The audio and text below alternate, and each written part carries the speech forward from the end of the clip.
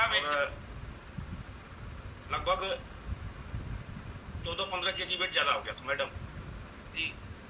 और वेट मेरा भी अधिक था, लेकिन मुझे जानकारी ही नहीं था कि ऐसे वेट ज़्यादा या कम होने से प्रॉब्लम हो सकती है। लेकिन इस कमेटी में आने के बाद एक्चुअली मैं मैडम के लिए न्यूट्रिशियन लिया, क्योंकि उनको ज़्यादा प्रॉब्लम थी, ज़्यादा दिक्कत पड़ रही थी अंग्रेजी दवा खाने की वजह से। उनका पेट मतलब लगभग 3 साल से उनका पेट साफ नहीं हो रहा था। उसका अंग्रेजी दवाई में करा गाजीपुर के पूरे हॉस्पिटल या फिर जितने डॉक्टर हैं मऊ के डॉक्टर हैं या फिर बनारस के हैं, यहाँ तक कि हेरिटेज में ले गया, वहाँ भी डाइट प्लान डॉक्टर बताए कि ऐसे कीजिए ये कीजिए वो कीजिए, लेकिन कोई प्रॉब्लम हल नहीं होता था। उनका पेट साफ कभी होता ही नहीं था।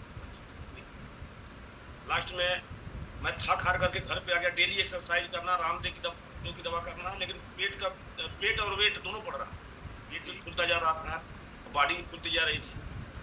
लास्ट में हमारे कोच धर्मेंद्र ओझा सर और आप सर आए हमारे पास, लेकिन हमको बिलीव नहीं हुआ कि नहीं, जब हेरिटेज जैसे डॉक्टर और हॉस्पिटल के डॉक्टर जो है फेल हो गए थे, वहाँ पे जो है हमारे मैडम का पेट साफ होगा और उनका वेट कम होगा। लेकिन आप लोगों का कहना मान करके फर्स्ट बार मैं न्यूट्रिशियन लिया, और 20 दिन के बाद, क्योंकि व्यवसायी मैं हूँ तो नीचे दुकान के ऊपर मकान है, वो जब शाम को नीचे से ऊपर आया तो मैडम बोले कि एक चमत्कार हो गया। मैं बोला क्या हुआ? बोले कि जो आगे का हमेशा जो है कि स्थिति ऐसी आ गई थी हमारे घर में कि हमको मेड लगाना पड़ गया था खाना बनाने के लिए, बर्तन धोने के लिए। हमारी मैडम ठीक से लंबे समय तक मतलब 10 मिनट से 12 मिनट तक खड़ा नहीं हो पाती खाना बनाने में।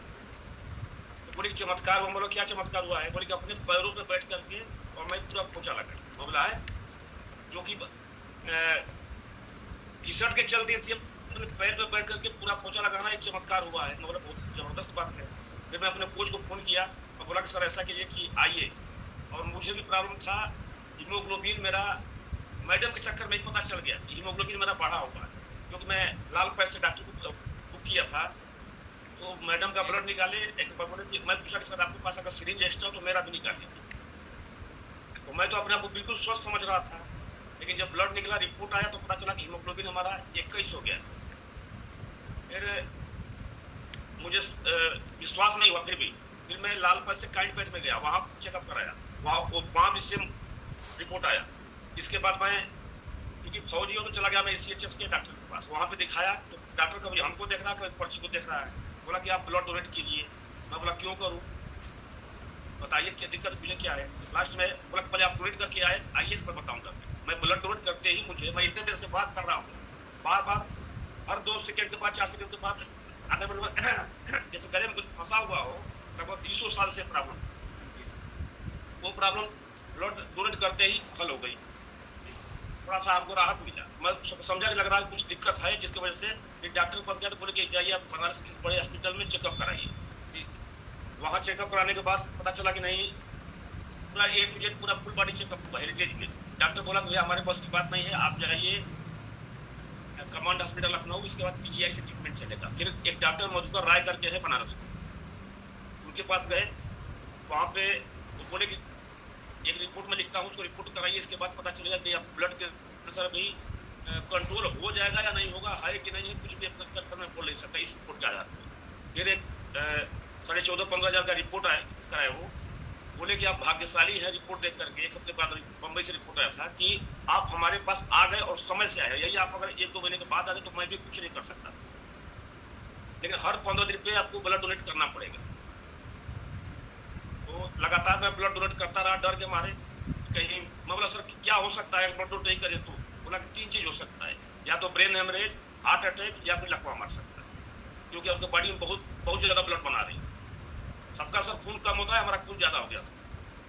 और मैं प्रचार में आ गया था यहाँ पे, किसी को 12 बजे रात का पूरा रहा है, 1 बजे आ रहा है कि सर दुबे जी अगर यहाँ पे हमारा पेशेंट है, ब्लड देना है, आ जाइए। मैं किस को ब्लड दूँ? ऐसे डिस्टर्ब मैं हो गया था। लास्ट में हमारी दुकान है तो मैं दुकान क्लोज करने की सोच लिया कि मुझे ब्लड कैंसर हो गया है, अब कोई बचाने वाला नहीं है। लेकिन संजोग कहिए या किसी की कृपा कहिए, भगवान की, आप लोग का दुआ की आशीर्वाद किए सर कि आप लोग आए हैं और न्यूट्रिशन हम यूज किया। आज के डेट में बिल्कुल हमारे पास जो भी प्रॉब्लम थी, मतलब कि नाक से सोते समय नाक से आवाज़ आना, या फिर गले का खराश बताया मैं, या घबराहट होना, BP अप डाउन होना, छोटे छोटे काम नहीं कर पाता था मैं, एक जगह बैठे रहता था। आज के डेट में बिल्कुल फिट फार धीरे धीरे 55 की उम्र हो गई। दुबे सर, आपका वजन कितना बढ़ा था? 22 केजी सर। और कितना कम कर पाए हैं? 22 केजी सर कर लिया हूँ, बिल्कुल डन।